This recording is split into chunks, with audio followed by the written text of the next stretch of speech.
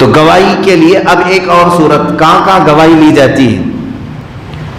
آپ تو شاید صرف چاند کی گواہی سنتے رہتے ہوں گے، چاند دیکھتے ہیں تو گواہی کے لیے علماء بلاتے ہیں، باقی کہیں گواہی کا معاملہ بھی ابھی نہیں رہ گیا ہے۔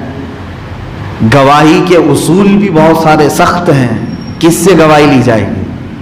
آپ دیکھیں گواہ کا اسلام میں بہت عمل دخل ہے، تمہاری شادی نہیں ہوگی جب تک گواہ نہیں ہوں گے، ہوتے ہیں کہ نہیں؟ ابھی یہاں فارم فل اپ کرنے کے لیے ایک گواہ لڑکے کی طرف سے ایک گواہ لڑکی کی طرف سے رکھا جاتا ہے کہ نہیں؟ وہ فارم فل اپ کرنے والے گواہ ہیں، لیکن کسی نے ایسی شادی کر لی، شادی کا مسئلہ کتنا ہے معلوم ہے؟ یہ پڑھانا اڑانا، یہ سب جتنا کلمے پڑھاتے ہیں، درود پڑھاتے ہیں، یہ سب چیزیں فرض واجب نہیں ہیں، یہ تو مستحبات میں سے۔ پڑھا لیا تو ثواب ہے، نہیں پڑھایا تو نکاح پر کچھ فرق نہیں آئے گا۔ لیکن نکاح کی اصل چیز کیا ہے؟ ایجاب و قبول، بس دو لفظ میں پورا نکاح ہو جاتا ہے۔ لڑکی نے کہا مجھے منظور ہے، لڑکے نے کہا مجھے قبول ہے، نکاح ہو گیا۔ پورا کلمہ پڑھنا، فاتحہ پڑھنا یہ مستحبات میں سے۔ میں یہ بھی نہیں کہہ رہا کہ آج سے یہ مت کرو، کرو، ہم تو سنی ہیں میرے عزیزو، لیکن نکاح کی جو اصل چیز ہے وہ کیا ہے؟ ایجاب و قبول۔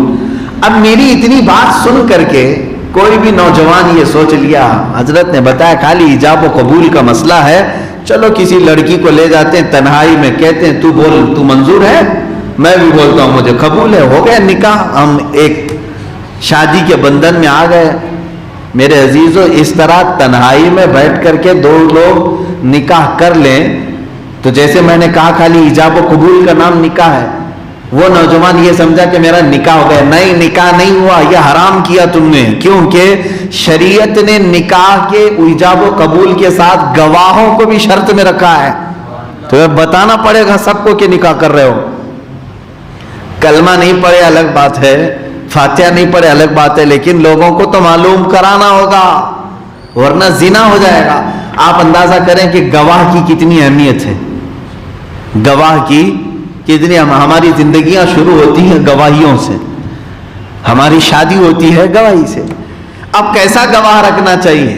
اب یہاں میں بولوں گا تو بہت ساری چیزیں اس میں سے یعنی ماحول کے اعتبار سے میچ نہیں ہو پاتی ہیں۔ گواہ کو باشرہ ہونا چاہیے،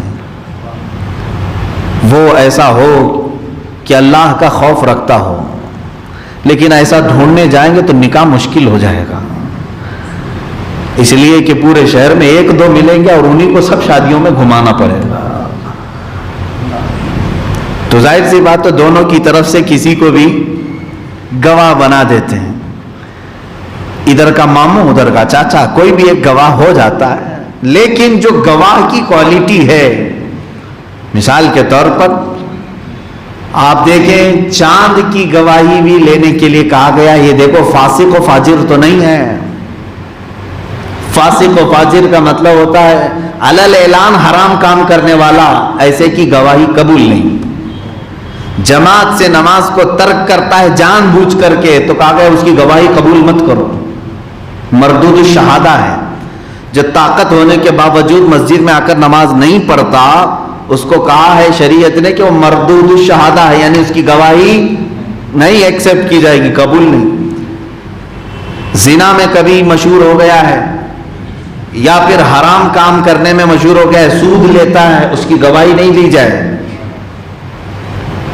چوری میں کبھی پکڑا گیا، اس کی گواہی قبول نہ کی جائے، علل اعلان اس کے گناہ ظاہر ہوں تو ایسے کی گواہی قبول نہیں کی جائے گی۔ میاں یہ دنیا کا معاملہ نہیں ہے، ہمارے آخرت کا معاملہ ہے۔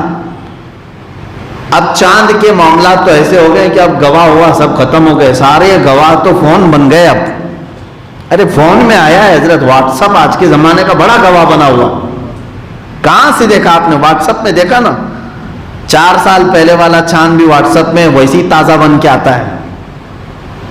عزیزان اکرامی، اسلام کے جو اصول ہیں وہ بہت مضبوط ہیں، آج بھی ہونا چاہیے وہی گواہی کے اصول۔ میں علماء سے بھی یہی کہوں گا، شریعت کے یہ اصول کو توڑ کر کے لوگوں کو آسانی دکھانے کے لیے یہ معاملات میں آج آپ پڑ جائیں گے تو کل علماء کو یہ قوم ہٹا دے گی اور پھر ان کے پاس خود ہی موبائل ہیں، آلے ہیں، یہ خود ہی فیصلہ کریں گے کہ کب کہاں چاند نکلنا چاہیے کب نہیں نکلنا چاہیے۔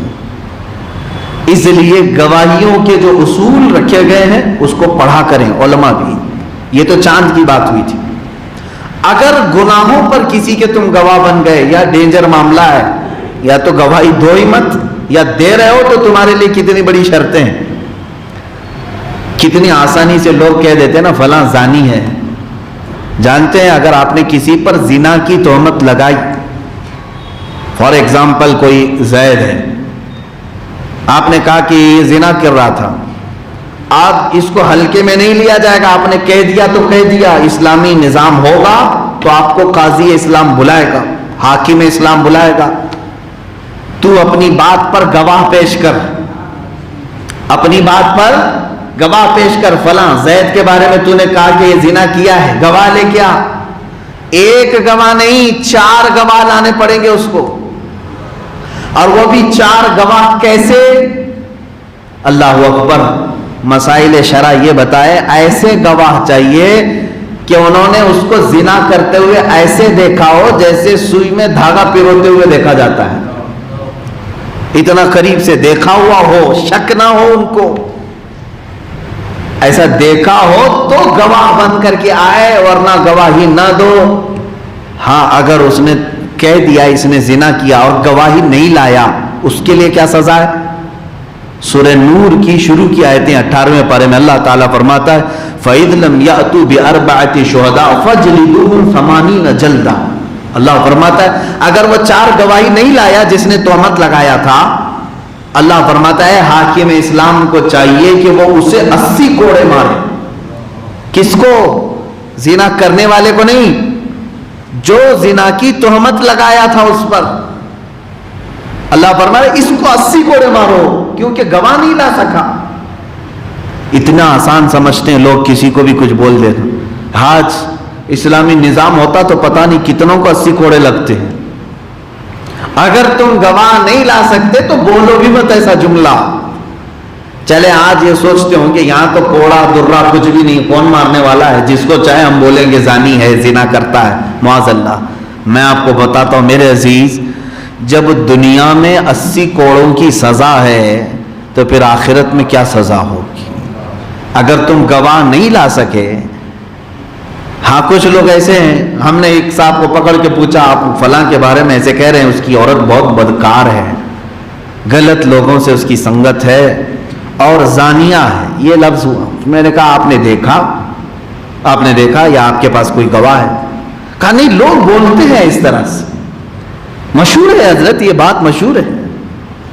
میرے عزیزو، 1000 مشہور ہو، شریعت یہ کہتی ہے کہ ایسا دیکھا ہو جیسے سوئی میں دھاگا پیروتے ہوئے دیکھا ہو، جب تک تو کسی کے بارے میں نہ بات کر، ورنہ تیرے اعمال کی خبر تو رکھ۔ 80 کوڑے دنیا میں لگائے جائیں گے، اور اگر دنیا میں جو سزا نہیں ہوئی اس کا 100 گنا بڑھا کر کے آخرت میں دیا جائے گا۔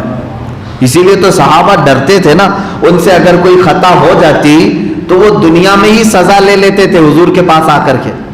حضور پاک صلی اللہ علیہ وسلم کے پاس آئے اور انہوں نے سزائیں لے لی، کسی کا ہاتھ کاٹا گیا ہے، کسی کو کوڑے مارے گئے، کسی کو سنسار کیا گیا ہے، وہ چاہتے تو چھپا لیتے نا، نہیں بولتے، لیکن انہوں نے سزائیں دنیا میں کیوں لے لی؟ اس لیے کہ انہیں معلوم تھا دنیا کی سزا اگر لے لی تو عافیت ہے، یہاں اگر بچ گئے سزا نہیں لیے اس کا 100 گنا بڑھا کر کے آخرت میں دیا جائے گا، اس سے تو بہتر ہے۔ اس لیے میرے عزیزو، جس پر بھی ایسے معاملات مشہور ہیں، جب تک اس وقت تک گواہی نہ دو جب تک تم نے اپنی آنکھوں سے نہ دیکھا ہو۔ یہ گناہوں کے معاملات ہوئے۔ حد قذف شریعت کی کتابوں میں موجود ہے، یعنی کوڑے لگانے کا حکم ہے اس کو بھی جو بغیر ثبوت کے لوگوں کے عیبوں کو بیان کرتا ہے اور گواہی دیتا ہے۔ اب یہ کئی گواہیوں کی بات میں نے کیا، چاند کی گواہی ایک الگ مسئلہ ہے، زنا کے متعلق گواہی ایک الگ مسئلہ ہے، یہاں کیسے لوگ چاہیے، اور پھر نکاح کے گواہ یہاں الگ مسئلہ ہے، دیگر معاملات میں گواہ، سب جگہ کیٹیگری بدلتی ہے گواہوں کی۔ شریعت نے ہر ایک کی کوالٹی بتائی ہے چاند کو دیکھنے والے جو گواہ ہیں وہ کیسے ہونے چاہیے، کس حد تک کس کا ایکسپٹ کیا جائے، قبول کس کا کیا جائے؟ کوئی بھی دو مسلمان مرد یا ایک مسلمان مرد اور دو عورتیں گواہی دیتے ہیں تو قبول کیا جائے گا، اتنا ہے کہ وہ علل اعلان حرام کاریاں نہ کرتے ہوں۔ نکاح کے گواہوں میں بھی کوشش یہ کریں کہ ایسا گواہ ہو جو شریعت کو اور اللہ اس کے رسول کو مقدم رکھتا ہو، گناہوں سے بچنے کی کوشش کرتا ہو، ایسا گواہ رکھیں۔ اور اس کے علاوہ اب تو اسلامی نظام ہے نہیں کہ آپ کو کسی پر تہمت لگائی گئی اور اس کے لیے گواہ مانگے جائیں۔ اگر گواہوں سے ثابت ہو بھی گیا تو آپ سزا تو نہیں دے سکتے نا، آج سنگسار تو نہیں کر سکتے، تو یہ معاملہ ہی الگ ہے۔ اب میں آیت پڑھتا ہوں، اللہ تعالیٰ فرماتا ہے فَلَا تَتَّبِعُوا الْهَوَىٰ أَن تَعْدِلُوا، خواہش کے پیچھے نہ جاؤ کہ حق سے الگ پڑ جاؤ۔ اکثر ایسا ہوتا ہے کہ اپنوں کا کوئی معاملہ آ جائے تو جھوٹی گواہی بندے دے دیتے ہیں، تو اللہ فرما رہا ہے خواہش کے پیچھے مت جاؤ، عدل و انصاف کو چھوڑ کر کے اپنی طبیعت کی بات کبھی نہ سننا۔ تمہارے لیے عدل سب سے بڑا معیار ہونا چاہیے۔ میرا بیٹا بھی کٹہرے میں کھڑا ہو اور میں نے اس کے گناہ دیکھے ہیں تو مجھے گواہی دینا چاہیے، گواہی دے دوں، یہ نہیں کہ اس کو بچانے کے لیے ہیلے بہانے کروں۔ اگر میرے باپ سے غلطیاں کوتاہیاں ہوئی ہوں، میرے بھائی سے ہوئی ہوں اور مجھے گواہ کے لیے لایا گیا تو مجھے سچی گواہی دینی چاہیے، تبھی یہ ایمان کا تقاضا ہے۔ ایمان والوں کو اللہ یہی فرما رہا ہے۔ اور اگر تم ہیلے بہانے کرتے ہو اور اپنوں کے لیے گواہی چھپا دیتے ہو، دوسروں کے لیے بھرپور گواہیاں دیتے ہو، تو یہ مومن کی شان نہیں ہے، مومن کی شان نہیں۔ اللہ فرماتا ہے وَإِن تَلْوُوا أَوْ تُعْرِضُوا، اور اگر تم ہیر پھیر کرو گے گواہی میں یا منہ پھیرو گے، فَإِنَّ اللَّهَ كَانَ بِمَا تَعْمَلُونَ خَبِيرًا، تو اللہ کو تمہارے سارے کاموں کی خوب خبر ہے۔